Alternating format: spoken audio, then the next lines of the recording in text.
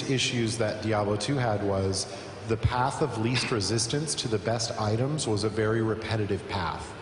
It was usually whatever boss run was most expedient at the time, with whatever class was the best class to use for that. I'm sure you all know the Sorceress, Magic Find, Pindle and Mephisto runs that pretty much dominated, if not still dominate, a lot of D2 item finding.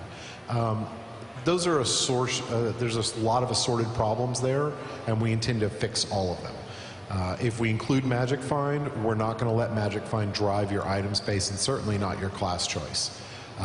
Part of the reason that it did was that there are certain classes that items weren't as valuable for, like the Sorceress. The Wizard now really values items because items is where she gets a lot of her damage from through spell damage abilities, which was not really something that existed heavily in D2.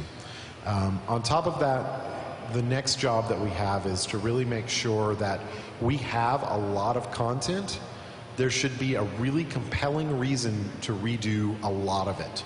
Because when you're spread throughout a lot of content constantly, it lasts a lot longer. So the best example I can give of this is the quest system in World of Warcraft. It's really great because it gets you to move around. It gets you to do things that you wouldn't normally do. In previous MMOs, you would just grind one monster forever until your eyes bled. And players will play that way if that's the fastest way to progress. Our job as designers is to make sure that the fastest way to progress is also the most fun way. So we are working on systems that are going to accomplish that.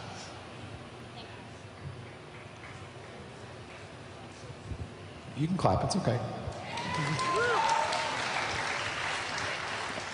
Hi, I'm actually a really big fan of the story and lore for Diablo World, and I've read all of the books, and I love Richard Knack's series. And obviously, the Necromancer is probably the most fleshed out faction in the Diablo world. And it sounds like from previous panels that I've listened to, we're not probably going to get the Necromancer class again, which is fine, but are we going to still see the faction? Because obviously this is a big thing happening in the world, and they usually show up for big events. So, are you saying you'd like to see Zale possibly in the game? Oh, just a little bit. Maybe. Yeah, just because you're not going to see a certain class as a playable character in the game, we want to make the world feel like it's a living world.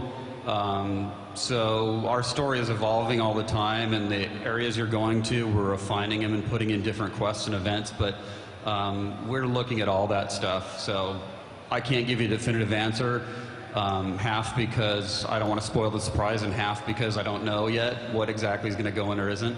But that's our intent, is to put a lot of that kind of stuff in. And there's a Necromancer in the demo right now, as Michael has pointed out. Hi. My question was pertaining to Diablo 2 patch 1.13. I was wondering if you were adding any content that would help us further transition into Diablo 3. I was asked this question earlier, and I think the best answer is, unfortunately, we can't really talk about it because I don't want to, we're not, the Diablo 3 team is not actually the team that does the Diablo 2 patches. They consult with us, and we make recommendations, but it's a different internal team that does it, and I don't want to speak for them. So unfortunately, I can't speak to any of that. Sorry.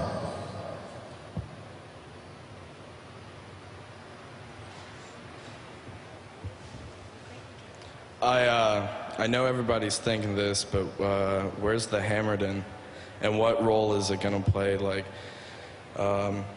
generally in the Diablo 3 world, is there going to be a paladin presented, or like the clan of paladins, or like is there going to be a paladin in D3? As a playable class or as lore? Lore. Leonard? Michael? It's kind of the same answer as I gave the last lore question. you know, we'd like to show you what has happened to not only the classes, but making the characters that you possibly played in previous games actual characters in the world. So I wouldn't discount the possibility that you run into somebody like a paladin who is the person who ran through D2 or something along those lines. I'm gonna add to that because I like to throw out stuff like this every now and then. We do have some plans for those guys. They're long-term plans, but stuff's gonna happen. That's all I'm gonna say. You're such a tease. Where's Chris Messin? Anyway, I was wondering, I'm a big fan of hardcore, and it's pretty much all I ever do, and that's the only option I always use in Diablo. I was wondering if you could, if you were adding any additional features that hardcore players alone would have.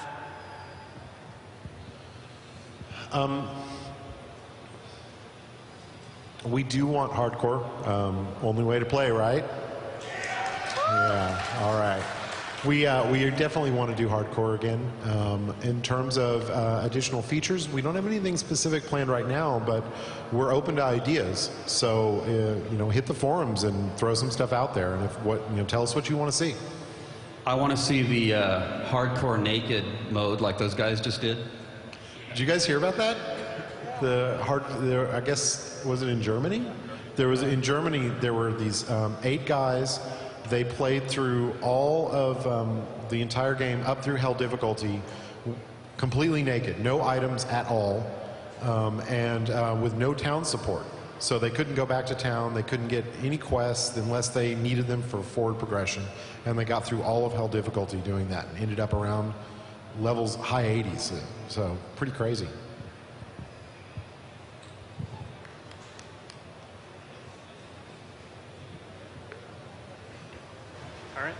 Hey guys, first of all, I just want to say how excited I was about the monk class yesterday. Couldn't be more excited. So in D2, we really saw Tyrael emerge not only as an enigmatic main character, but also as a renegade angel.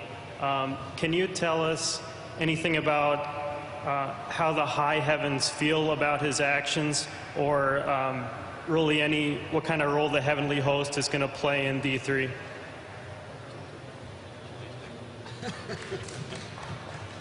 We're not going to reveal any details about that, but I can say we do address a lot of the issues that you're talking about.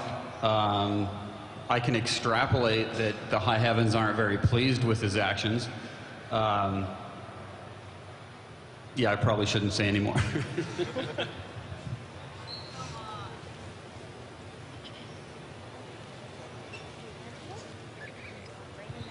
Sure. Hi.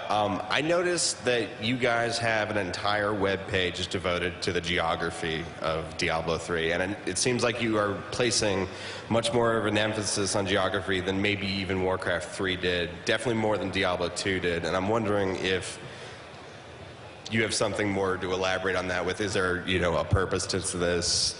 Does it serve something later on, perhaps?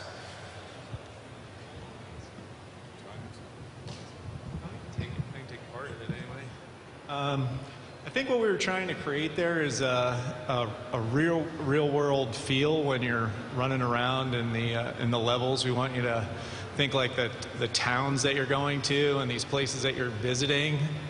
You can see them on the map. You know where they are, more so than like D2, or you never kind of knew where you are. Yeah, that's pretty much it. Yep. I think also what we're really trying to do in Diablo 3 is to expand kind of the little bit, and the feelings and the small bits of story and lore that you got in the previous games in the series, and then really like blow out the world of Sanctuary and explore the cultures and the nations and all of that.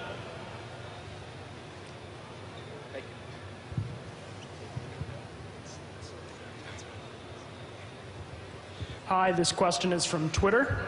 Are there any plans for Diablo 3 to support UI add-ons? Hey, Twitter, what up?